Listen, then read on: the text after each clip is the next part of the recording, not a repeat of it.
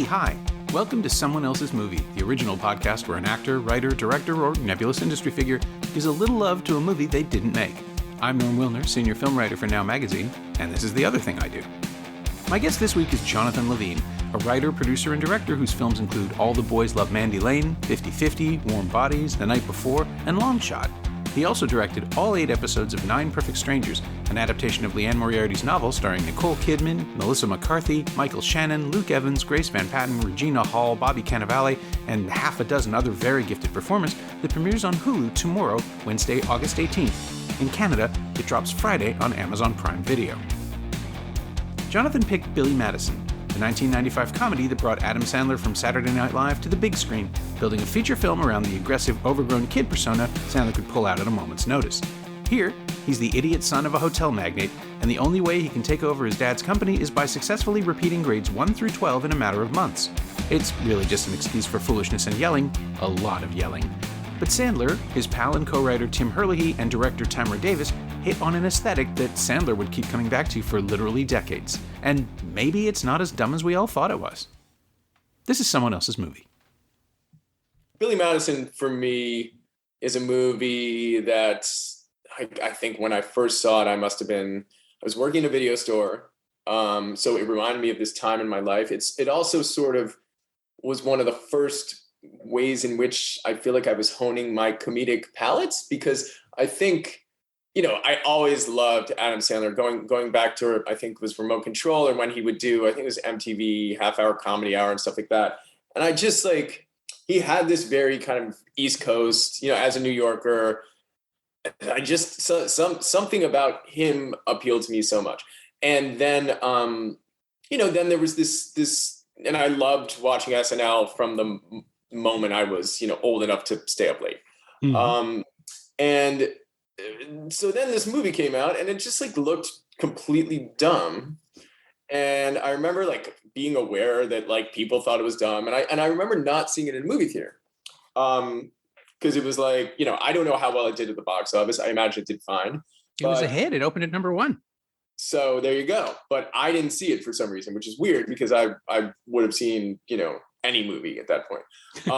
But then I started working at a video store, and maybe a year after it came out, and I just threw it on, and I just it was not what I had expected. I expected a big, broad comedy, and of course it is that, but there was something so specific and unique about what he was doing in that movie.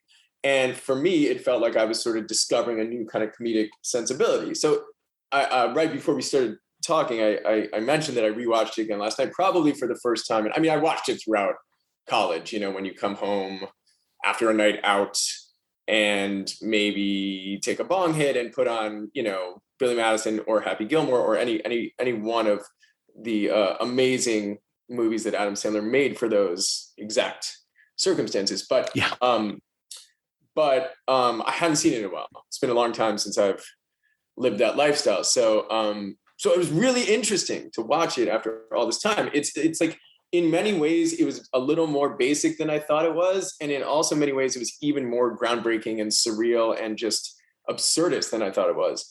And to me, just as someone who is really interested in mixing tones and always likes having comedy be a big part of that sort of tonal palette, it's actually really, really instructive to sort of forensically analyze Billy Madison, even though, it might not be considered a cinematic masterpiece. In my world, it is one of the more influential things I've ever seen. I hadn't seen it in a while either. I thought I must have watched it when the DVD came out last, but I don't think I did. I think I'm confusing it with either Bulletproof or Happy Gilmore. It was probably Bulletproof because that was the Ernest Dickerson one and it looks good. Yeah. So I would have wanted to watch it again in a new version. I don't think I'd seen Billy Madison in 25 years. And it was, I had the same response. I didn't really like it that much at the time. It felt, well, so here's my experience with Adam Sandler. I saw him do stand-up in 92 before Saturday Night Live. There was a Yuck Yucks comedy festival, the People's Comedy Festival. They held it in Toronto. They were trying to compete with Just for Laughs. And he was at the end of a bill of maybe 6 comedians. And it was like he did a bit that I am not surprised Judd Apatow did not include in Funny People. I'll put it that way. It was called The Laughing Queer. Yeah. And it was absolutely the worst possible frat boy thing it's the thing that people think Adam Sandler does all the time. Right. And now I suspect he would not even want to consider acknowledging the existence of the thing. But there was this weird tension in the room because he did it knowing that it was going to offend people, and it was funny. Like the joke wasn't the joke. The joke was that it was almost Andy Kaufman like. Well, so this is very interesting because what I found so incredibly, because I was trying to get my wife to watch Billy Madison. I knew we started watching it together, and I knew she would make it like 5 minutes before her phone came out.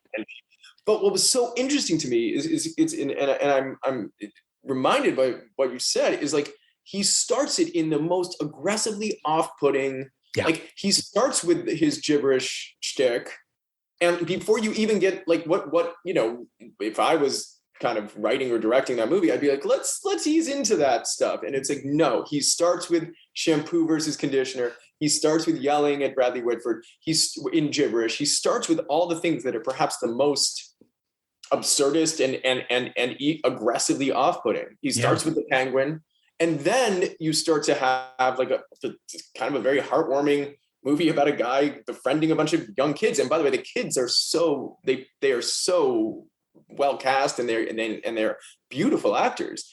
And I think those are some of my favorite scenes in the movie. But it's like at the beginning, it's like he wants to push you away, or he's like wants to like create a threshold for your, he's like, this is who I am, take it or leave it. I found that really interesting. Yeah, it's a movie that is really unconcerned with pleasing an audience, I think, in a weird way. Like I get why it was a hit with kids, because it's sort of this offensive but non-threatening version of adulthood. Like children apparently grew up watching this movie, relating to Sandler, not the other kids on screen, that he was the entertainment. And we have that little arc for him where he starts to grow away from his friends, but they're always still around, which I thought was interesting too. Like there's no scene where he breaks away. There's just one scene where it's like, I don't want to do that. That's not right. And he lets the character be just as repulsive as possible. Which the other thing that really struck me this time that I'd never even considered before is those opening shots of him in the pool. He looks exactly like Mike D from the Beastie Boys. Well, so here's another interesting. This is like I was obsessed with the Beastie Boys, and that's another reason like I love Sandler's, because he sort of for me represents that same like early '90s kind of New York thing. And of course, yes, he does look very much like Mike D. And I may be getting this wrong, but I remember reading an interview with Tamara Davis where she talked about how like handsome she thought he was, and he is, by the way, and that he is like actually quite charismatic and beautiful in the movie when he bothers to be not like in a comedic kind of outfit or whatever. Like he's like there's something about him that's like just kind of transcendent. He's so young, and he's like and so I that is another interesting thing about sort of the push and pull of the movie. But it also got me sort of thinking about like just this like the sort of idiot character that he plays, and how many historically like interesting comedic personas come out of that idiot character, whether it be the jerk or Jacques Tati or like, I think it's like it's like I just love the sort of weird high-low kind of, and it might just be low, but I find some kind of interesting things to glean out of like just an analysis of like the history of movie comedy. Sorry, I totally interrupted you. No.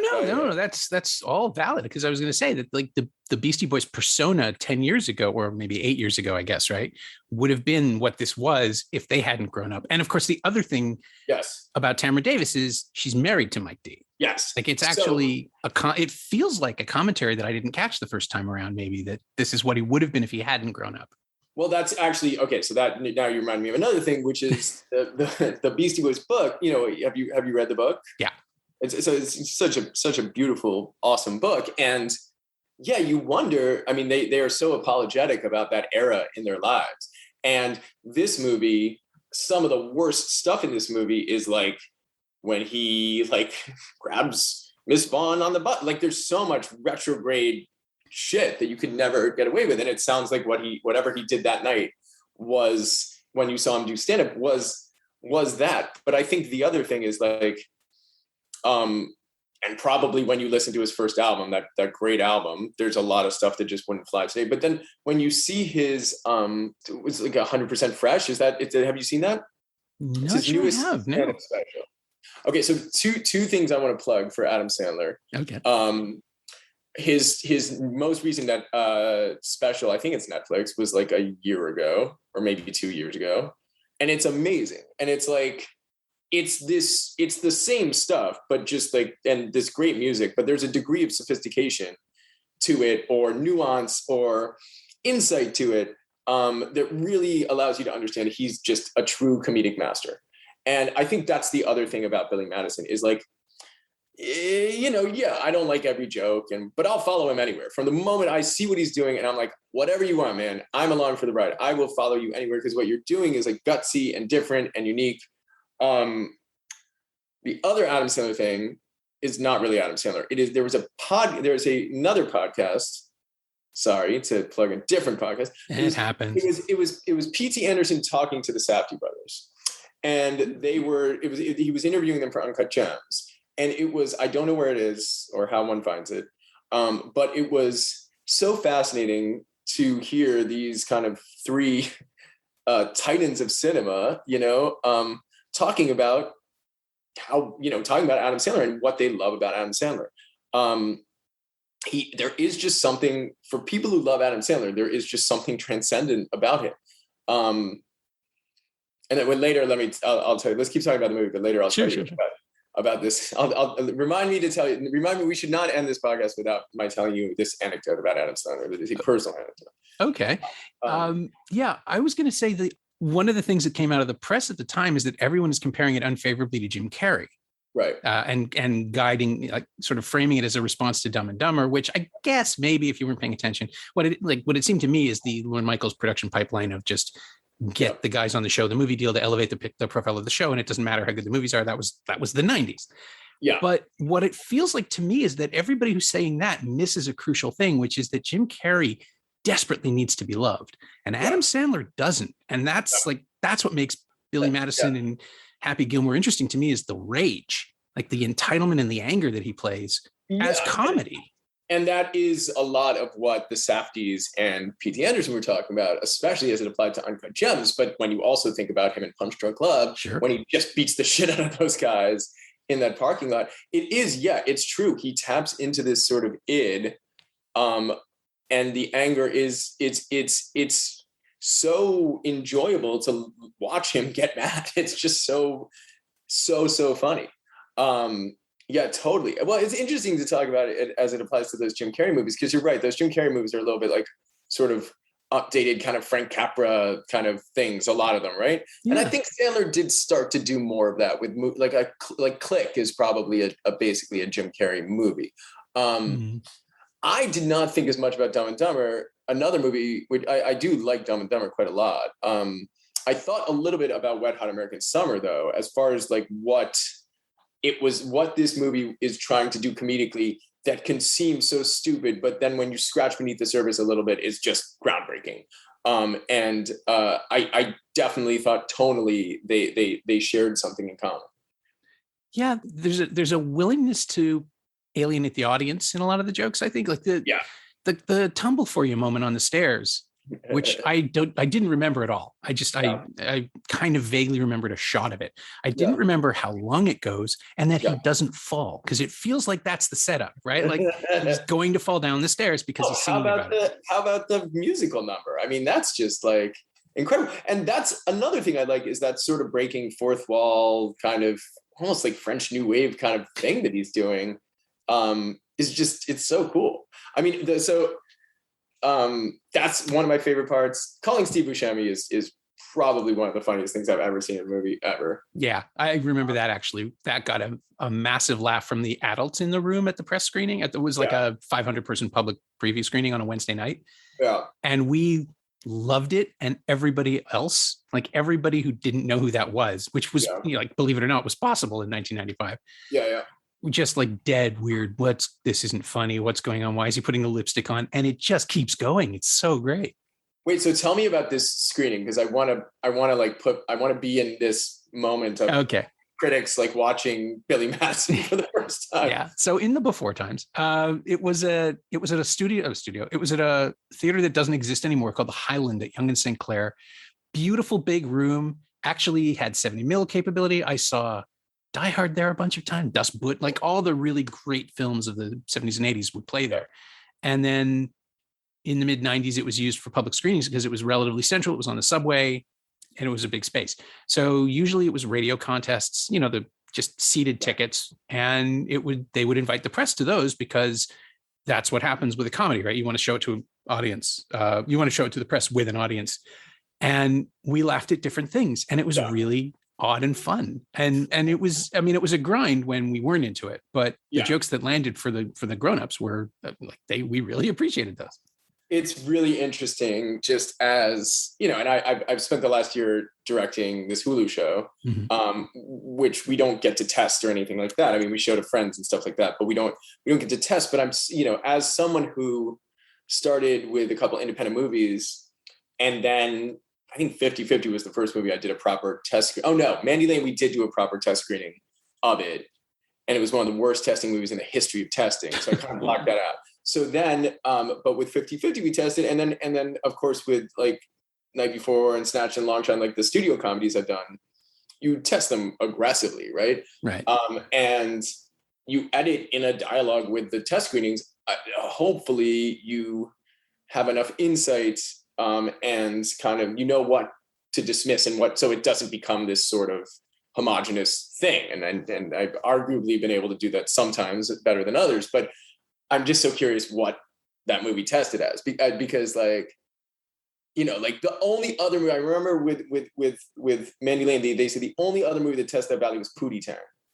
And so I don't know that this kind of brand of absurdist weird, I just don't know how it would have tested, but it's very, very interesting to me. I would love to see like the cards that people filled out that night in the test screening or whatever.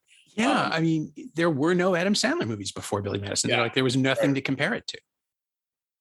Yeah, and it was the only one I haven't seen in a theater. I saw Happy Gilmore in a theater. I remember loving it. And Happy Gilmore was a little bit more of a mainstream film. It's a little more toned down than that. I saw The Waterboy in a theater. Oh, I remember seeing The Wedding Singer in a theater. That just crushed. People loved that. Yeah, that's and that was when he did seem a little bit more interested in people liking him. And it's great when people aren't interested in people I think that maybe that's why I like it so much. It's great when people are like, this is me, like take it or leave it. I think that's what's so wonderful about Billy Madison. It's so idiosyncratic and bizarre. And it's fun to watch him because of the conceit of the film. He's changing classes every 2 weeks. It's fun to watch him just play against a different variation. Like there's that really sweet moment in kindergarten or first grade when one of the little girls falls asleep on him during nap time. Yeah. And it's uncommented on. They never speak of it again. Like it's not even a sign of his character. It's just a sign of his comfort in that space. Yeah. Well, I think that I don't think that movie works unless you have the juxtaposition of like the sweetness of the kids, because otherwise it would just be too off-putting to watch for an hour and a half. I mean, those kids are just so great and so beautifully cast. And like, the big moment where he puts the water on his pants to make it look like he's peeing his pants is like, that's his big character moment. It's so special and moving and clever. And it's great.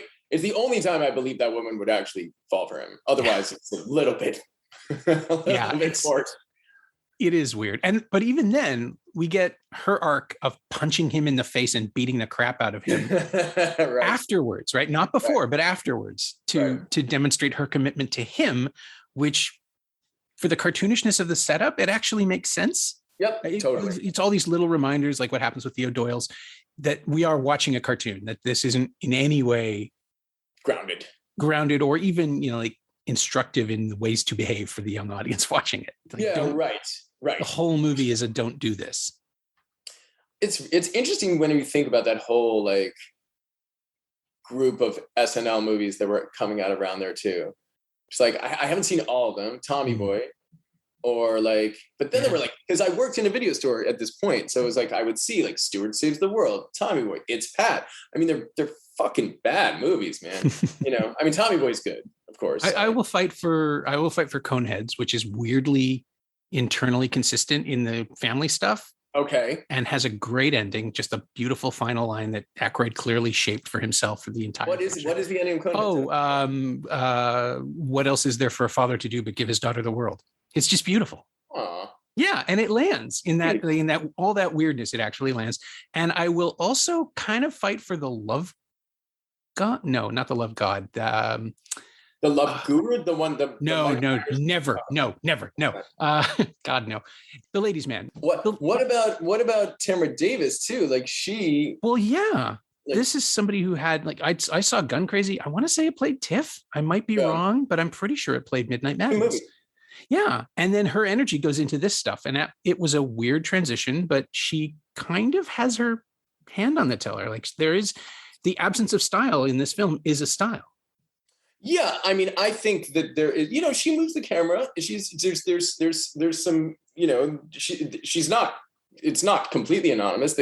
She moves the camera, and also I think just like the tone that she establishes that's her POV. You know, that's the main kind of and I think, you know, nailing jokes. I think casting Bradley Whitford is pretty inspired. Yeah, I was saving up Whitford because I really want to get into that. That is a magnificently villainous performance. But good. And like, and then she goes on to do CB4, which is another movie I really, really liked. And yeah, I think she's pretty great. What did she do after that? Did she like stop? She's done a lot of television in the last 20 years. Her last feature, I think, was Crossroads, the Britney Spears film. Crossroads, the Britney Spears film. Yeah. We went to see that. Anson Mount, who was in my first movie, they were doing like we were shooting in Austin, and they were doing like a mystery science theater thing where they would show a movie, and then the three guys would make fun of it. Yeah. And so we snuck in because Anson Mount is the main love interest in Crossroads.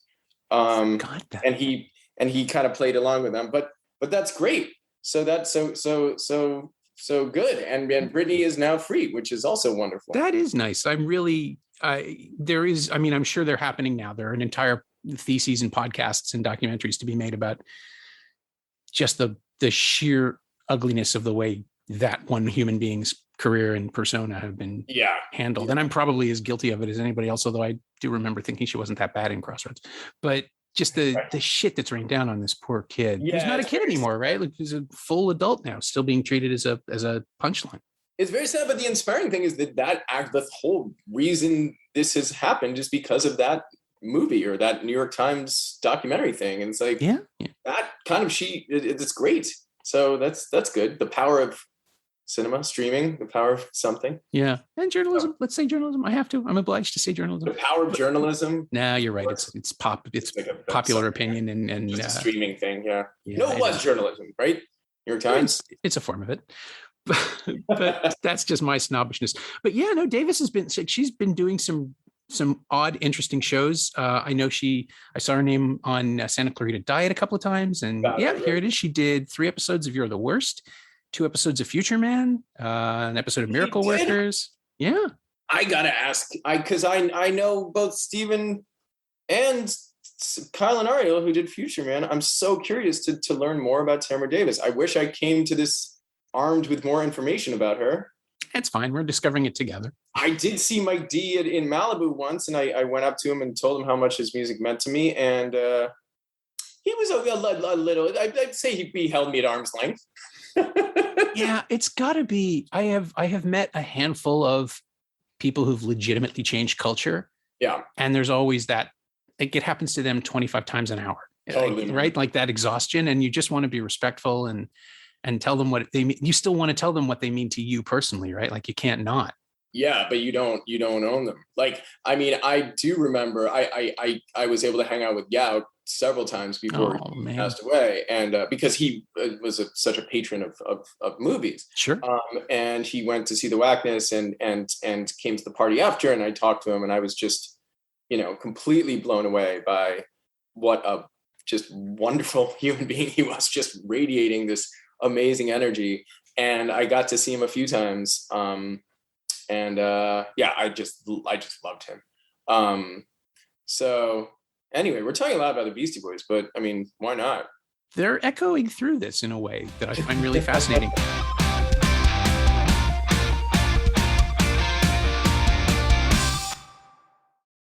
And this lets us get to the Bradley Whitford part, which is that he is the guy who would have been opposed. Like this, I mean, basically, this is a snobs versus slobs kind of movie, except that they're all slobs, except for Whitford, who is so clearly aware that he is not here to make friends. Like to reduce it to the most basic level, he is here to be sneered at and be as much of a foil and as obnoxious as possible. And yet the fact that he still finds way to humanize the character just in tiny bits, like the nature of the things that he gets mad at, the constant dissatisfaction, the fact that he chokes in one point and they keep it in. I mean, obviously it's acting, but I think that's another thing that's like really cool about the movie, and what's cool about movies in general is like the specificity of it. Like he's doing these, everything you're talking about is just like a weird kind of idiosyncratic flourish. But like that's what life is. Like the cumulative effect of that is you're building a character, and I think that character and that performance is probably like technically the best performance in the thing. Like to be able to do that, his type of acting, and to be able to like kind of fit in this kind of ensemble with everyone who's doing big stuff, is just great. It's just great. I mean, Norm Macdonald, of course, is hard to overlook. As is he Canadian? He is Canadian. I think he's from Vancouver. How can Norm Macdonald not be Canadian? Yeah, but also just the way that I think he's giving a performance in this movie, and he doesn't in most of his films. Like most of his movie work is based on his basic persona, but there are moments. Yeah, it's Norm Macdonald's. Anytime you see him, he exists to be a meta commentary in the thing that he is doing. Sure. Which is interesting. And I think Adam Sandler, to a certain extent, does that as well. There's Yeah, actually, that's true. I mean, even here, it's the joke is that no one can be this person, right? Like this has to be an act. Yes. And then finding out that this is in fact who he is. I think right away with that early, because we do get through 10 minutes of gibberish and borderline unpleasant voice and just general buffoonery before we get to that first great joke about Billy, which is that he cannot believe that he didn't pass with flying colors. And great. You think, no, this has to be this is the guy putting up a front, and then you get that amazing joke about how he couldn't spell rock, and when it's spelled to him, his response is to go, "Oh, the C is silent." Is such a weird, like I laughed at that then, and I laugh at it now because you can't really have one without the other, because the reason that joke works is like it's almost musical. It's like the timbre of his voice. It's like and that's what, like, I guess I was the one thing I just did not find nearly as funny as I did when I was young was all the gibber stuff. Like I just didn't like. I could remember everything he was going to say. Like I could remember every little thing. Yeah. And I just was like, this isn't working for me anymore. Maybe I'm too old. But shit like that, I loved. Yeah. And watching the other actors have their moments, like Larry Hankin's quiet, constant decency in every scene. He's also just a little bit cartoonish just because it's Larry Hankin and he looks like a stork that's wearing a person suit. But in his first scene with Whitford, where they're just sort of quietly discussing how hungry one of them is, and the Triscuit cracker, like the language is there, right? It is calculated language. The Triscuit cracker keeps coming back rather than just Triscuits or just Trackers. Like they hit on, this is funnier. We don't know why, but the rhythms of it are funnier. And so we're just going to keep saying it. And that also tells you this movie, like it's not going to be entirely stupid. It's got something underneath going on. It is so interesting just also to think about just where it fits in the kind of chronology of American studio comedy, because it was a bit like, you might think of it as a bit of a fallow period, right? Like like Wayne's World was obviously what set up Lorne Michaels to be able to do all these movies, right? And that was just a huge, massive success and a very good distillation of like a narrative story and that makes the characters likable and expands the world, and much more successful in as a commercial piece of pop machinery than this movie, I would say. Sure. Yeah, even though I like this movie a lot more. But I mean, it was like, it's just sort of, it was like post kind of the Bill Murray, Dan Aykroyd stuff and pre the Judd stuff. And it's like, it's just interesting to me where it kind of the comedic calibration fits in there. Because of course you do see a lot, it is almost an Apatow-esque setup once he gets to the school, right? Yeah. And I don't know, it's just really interesting to me to think about that.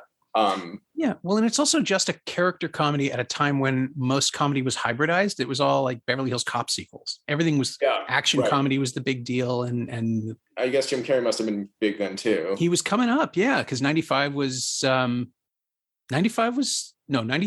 Ace Ventura and Dumb and Dumber, I think. Yeah. Cable Guy was 96, I want to say.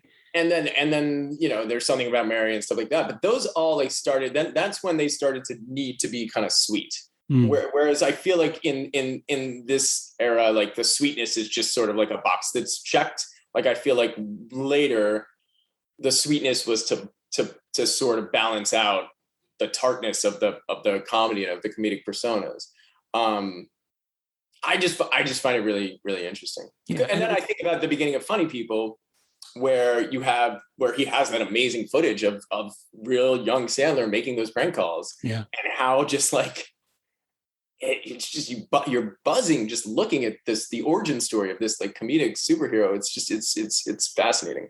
Yeah, no, Sandler captures that moment of like, I think he is the missing link, maybe not the missing link between Beastie Boys, Jerky Boys, or Jerky Boys, Beastie Boys. I'm not sure how that evolved, but that attitude. Yeah. And Sandler was the one who somehow managed to continue it for a decade. Yeah. Until Punch Drunk Love. Yeah. And then that demonstrated that, I mean, the critical take on Sandler is when he changes his clothes, when he's not wearing cargo pants, that's going to be a real performance. That's how you know. Right. But what really strikes me about Billy Madison is that it's the same thing. Like, it's not that he got lazy. It's that this is his mode and this is what he likes to do. And I think I have to admit, like, he's the best at it that there is.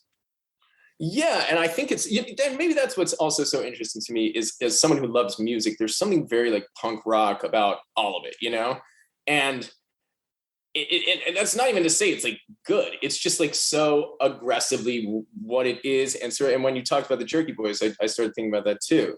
I don't know how well this stuff holds up in 2021, but there was something about being an adolescent and connecting to it where it's just like this kind of fuck the world mentality. And it even applies to like the form of the movie. Like the movie will have a 3-minute musical moment for no reason other than that it thinks it's kind of funny, And I just something about that I think I just find so cool. Yeah, it ends with a giant Jeopardy game because why not? Right? Why not? Like that's basically it. It is. There are moments in Sandler's filmography, and I'm going to get pilloried for saying this, they're almost Dadaist. Like the Waterboy, for example, has moments that shouldn't exist. Yeah. Like they defy the form of the film. They defy the genre of comedy, all the stuff Kathy Bates does. And yet she is having so much fun doing it that it doesn't matter. Like it's communicated to the audience that it's okay. And I think there's something like, it's just inherently smart about that. You're subconsciously asking the audience to contemplate formal elements of what you're showing them, which in a dumb comedy is like, I think at least has some sort of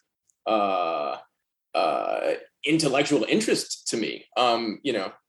As much so as any of the jokes that land. I think there's something really cool about that. But he sort of did that less and less. I don't know. I didn't see Mr. Deeds. I didn't see Zohan. Like, what are your favorite latter day sort of comedy, Sandler comedies? I gotta say, I really like Zohan. It is, it's inane, but it's inane in a very, very smart way. And it's one of the only times Sandler interacts with his Jewishness, right? Which, to me is something absolutely fascinating, that when someone is speaking Hebrew in the background, it's like, oh, I kind of understand that. It's like, it's the thing. I don't know if, I have no idea who knows this, but Sacha Baron Cohen, when Borat is speaking his language, is speaking Hebrew. So he's actually improvising in another language. Is he? Yeah, it's fascinating. I know I've like 9 years of Hebrew school, and I'm just conversant enough to understand it. Wow. And he's responding, like the subtitles are accurate. He is saying what he's saying. It's not a trick in the film, but he is. But it's not Kazakh. It's not. No, exactly. He's shifting gears, and he does it, I think, once or twice in The Dictator, but they tried to keep that down because they made up a language for them. Yeah. But when he does it, it's this moment of, oh, you're falling back on a thing you're comfortable with. You can think on your feet. You're doing it, but you're also, like, anybody who understands Hebrew or even Arabic, because they're fairly close, will notice this. And Borat, I think it subconsciously undercuts the anti-Semitism in Borat by having him acknowledge that he's in on it.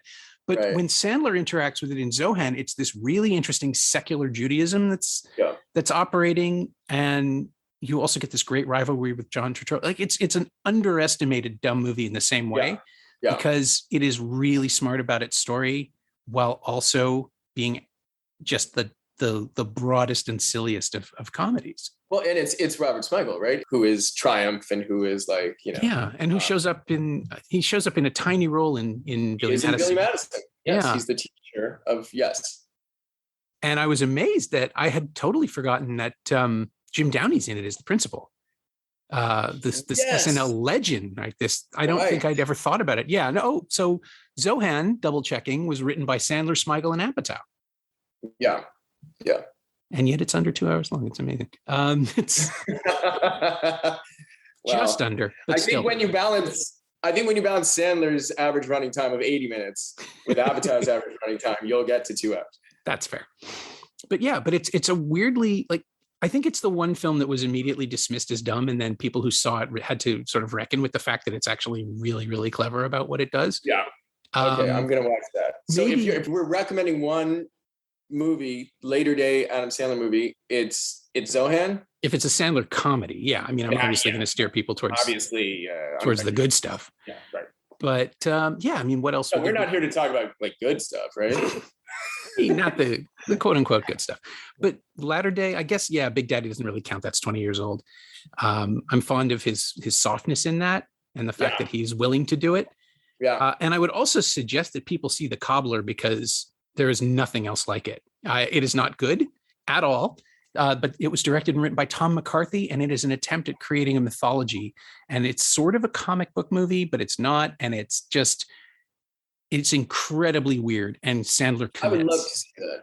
Yeah. I would love to see that because I think Tom McCarthy's great, and it's always very interesting to me because the next thing he made was Spotlight, right? Yeah, same year.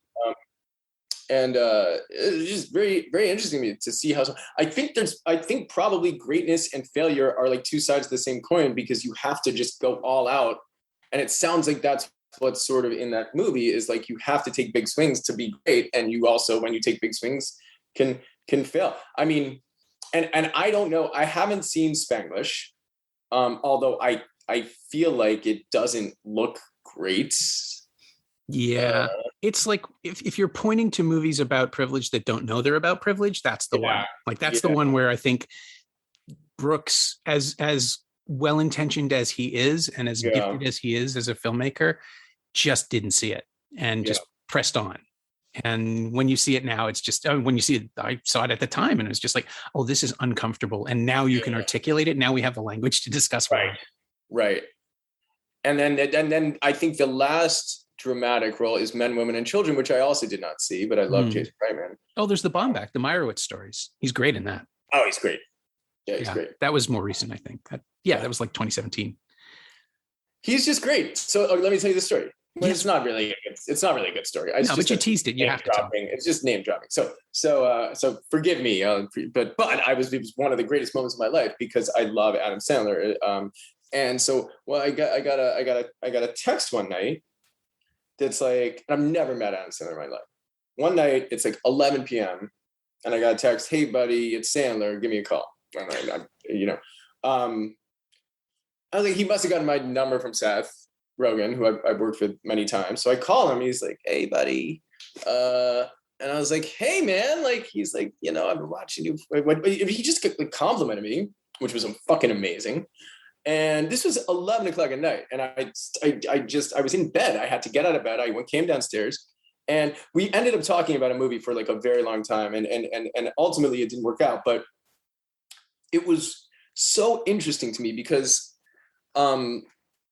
there is, I do think, like, the comedies do get a little unfairly maligned as like lazy, and what he was talking to me about was a project, but it was like, there was nothing late. First of all, he's calling me at 11 o'clock at night, which is like, he's to be as successful as he is and still be grinding and like getting on the phone with me at 11 o'clock at night. And then it was like the way in which he talked about this project and the rigor with which he was thinking about it. It was like, I was kind of blown away. And I know this from just running in similar circles to him and hearing about how relentless he is in his pursuit of greatness. And it really, it was just really cool. First of all, it was cool that he had seen anything I'd done and liked it. But second of all, it was just cool to like talk to him. He was so down to earth and just blew me away. So hopefully I'll get to do something with him at some point. And he will never hear that I don't like Billy Madison as much now as I used to. But that's okay. We all grow up, right? Isn't that one of the themes of Billy Madison? Yeah, you could make the case. Sure, whatever. It's His status in the culture is really fascinating because he famously doesn't do press, shies away from anything other than television, like long form interviews that he can either control or that are sort of guaranteed to be the promotional thing that he needs them to be. Yeah. And I don't think that's calculated. I think it's just he doesn't like doing television interviews with people who ask him the same three questions over and over again. And having the career he's had, I don't blame him. Yeah. But apparently when he was here shooting Pixels a few years ago, he would just show up at the JCC and play basketball. Yeah, he loves basketball. Or sometimes with a kid, sometimes without, but like he would just do that. And you have to be incredibly comfortable with yourself to be able to do that at his level of celebrity, I think. And just to sort of piggyback, because I think he also gets. And look, I don't want to arbitrate the quality of Grown Ups or some of these movies. I haven't seen most of them, but like for working with his friends, I think he gets a lot of shit for it. And it's like, I gotta tell you, man, working with your friends is pretty great. Like you can do great stuff when you work with your friends. You can having a shorthand with someone as a filmmaker is like unparalleled as far as how to get results. And sometimes you get it, sometimes you get it when you randomly meet someone. Like I got it with Melissa McCarthy and Nicole Kidman on this show, but I didn't know I was going to have it, and then sometimes you don't. But when you're able to work with someone over and over again and give your friends and help each other out, I think that's pretty cool. Yeah. I wonder if the disappointment critically is that he keeps working with his friends in projects that don't pan out, like the stuff that is familiar, because I've seen them all. Yeah. And they're exhausting. Like at a certain point, it's like there are some filmmakers who were so coddled and protected by producers or by the industry at a certain point in their careers that they calcified, and they can only do what they used to do, and there's no evolution, and it's really frustrating. And I know Sandler, because he keeps wandering off and doing tremendous drama. Yeah, right. I know he can do more. And so that's what's frustrating. It's like, yeah, it's nice to get a lake house with your buddies, especially if your buddies are Chris Rock and David Spade and Kevin James Lee. They're funny people. I would like to see them play around together, but I would also like to see them maybe shaped. Maybe it's just the choice of director, because he also relies on a lot of the same people for that. He works with a lot of the same people. I think that's true. It could perhaps be that he's not being pushed out of his comfort zone by a filmmaker. That's really interesting. I mean, yeah, he's worked with who's directed the most of these. But then again, the guy who directed Wedding Singer, he directed Wedding Singer, and he's worked with him a lot more times. I mean, they've never been as good as Wedding Singer, but yeah, man, it's interesting. He's a titan among. Every person I know in comedy just kind of worships him. And it's not the same with Jim Carrey. Like, I don't feel like, I mean, I think people find Jim Carrey funny, but there's something about Sandler that's like just so special. I don't know what it is. Yeah. Well, I mean, I was going to say, I keep going back to the movies because I hope the next one will be as good as it could be. Like that's the comedies for me are still open for possible potential. Like I hope to laugh again as much as I did at Zohan, or you know what, I like Mr. Deeds because it is just Adam Sandler fucking around with his buddies in a remake of a Capra movie, but it also has maybe John Turturro's most eccentric performance as his butler, who is just there to bust every scene with whatever it is he's doing. And it's got a kind of a delicate, weird inversion of the Capra love story stuff with Winona Ryder, and just. And what about Little Nicky? What's your take on Little Nicky? Oh yeah, that one hurts. It's just talk about a movie that's off-putting. Like that one is. Yeah. That movie does not need to be liked. Like that sound mix was trying to harm me in some weird personal way. Everything about it was off-putting. Although Harvey Keitel is giving a genuinely sweet performance as the devil, and it doesn't belong in that movie, but that's why it works. Right. So we're recommending to people. I'm recommending that you see this 100% fresh thing. Yeah, I missed it completely. Really good. It's really, really, really good. I mean, what would you? Okay, I don't want to ask about the project you guys were working on because obviously that didn't happen. But what would you want him to do? What would, as a director, like where would you put him? What would you want him to play? Oh my gosh! I mean, there's just such a. Well, I think it's like what's so nice is the Punch Drunk Love version, if that's like that man-child, but just the depth of the soul. I mean, that's the other thing, that like the soul of these performances is like so remarkable. Like they're just imbued with soul. And so I think that it is nice to do things like, and he can be emotional. Like what's great about him is like he can be emotional when he's yelling, and he can be emotional when he's not. He can be emotional when he's quiet. There's so much he can reveal with so little, and yet he can also go big. I mean, I loved Uncut Gems so much. I loved Good Time as well. What they were able to get out of both Pattinson and Sandler was just kind of blew me away. So yeah, man, just like to see him play like a very specific, unique person is like, I think it would be great. And it's like, I just love also kind of trying to work with funny people and let them be dramatic. I love when I'm working with Seth, I love the scenes I have the most fun with are the ones where he's emotional and heartfelt and like sad, and again, he's like another person who's just so soulful.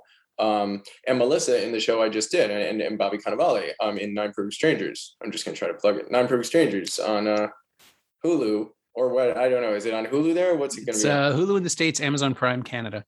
Amazon Prime Canada coming out in a couple days. Not the reason I'm doing this talk. Not the reason I'm talking. No, we've been trying to set this up for years, but you keep going off and making things. That's right. But yeah, and actually, I'll bring up one more person who can do all of these things and more is Shannon, Michael Shannon, who you have cast in Nine Perfect Strangers as a suburban dad, which is a great call. I mean, it's like the thing that I said, I teased it on Twitter that he's pretending to play a normal person, but I left it ambiguous. Because that's the greatest strength of someone like that. And I think of him when I think of somebody who's shown up in comedies constantly, but people don't think of him as a comic actor.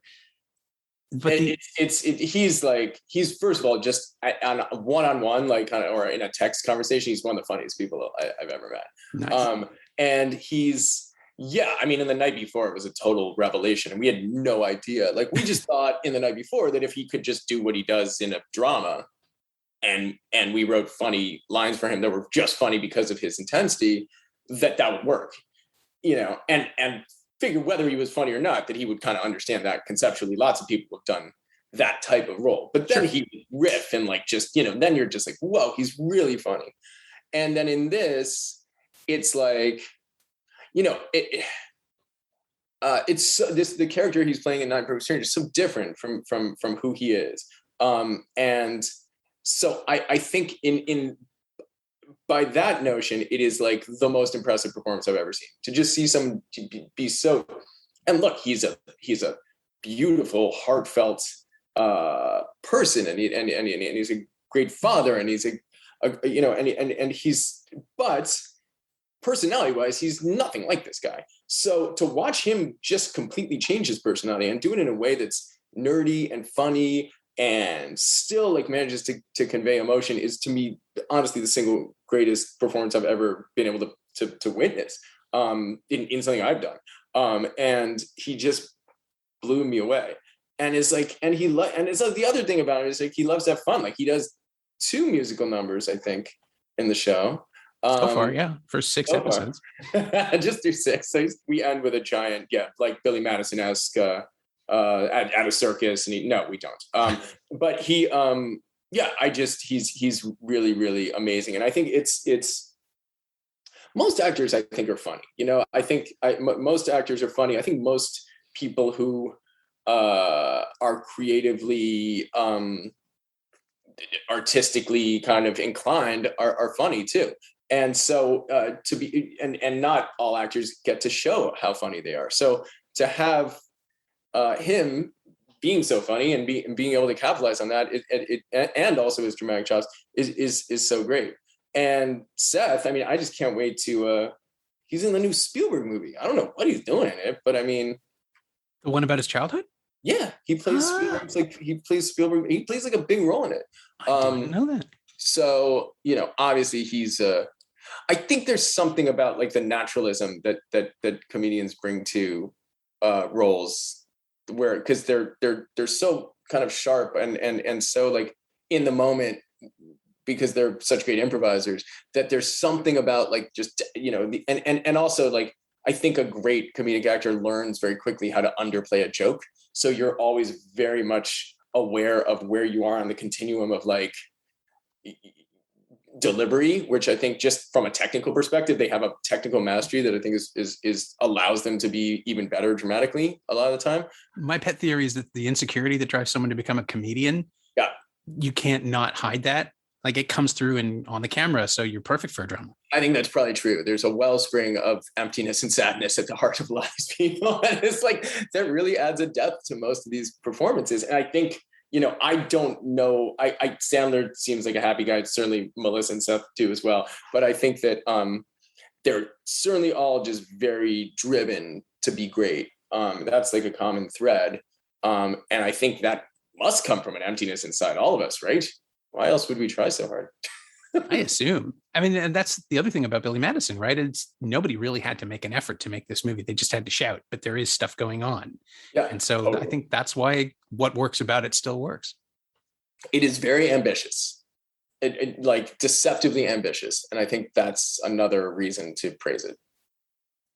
My thanks to Jonathan Levine, whose new miniseries 9 Perfect Strangers premieres tomorrow on Hulu in the US and Friday on Amazon Prime Video Canada. And if you haven't caught up to Long Shot yet, that is an absolute gem of a romantic comedy. Go watch it. You can find Jonathan on Twitter at Jonathan A. Levine, all one word, and you can find Billy Madison on pretty much all VOD platforms. It's also streaming in Canada on Crave with a Star subscription or on Amazon Prime Video's Stars channel. As always, you can find me on Twitter at Norm Wilner and elsewhere on the internet at nowtoronto.com, where I'm hosting a bunch of podcasts these days and writing a weekly Now Streaming newsletter. And you can find this podcast on Twitter at Semcast. SEMcast, and on the web at someoneelsesmovie.com. Our theme song is by The Last Year. If you like it or the show in general, please say so. Leave a review wherever you've been enjoying us. Every little bit helps. It truly does. And check out the other shows on the Frequency Podcast Network while you're there. Watch movies. Stay safe. Wear a mask if you go out. Get your shot if you can. I'll see you next time.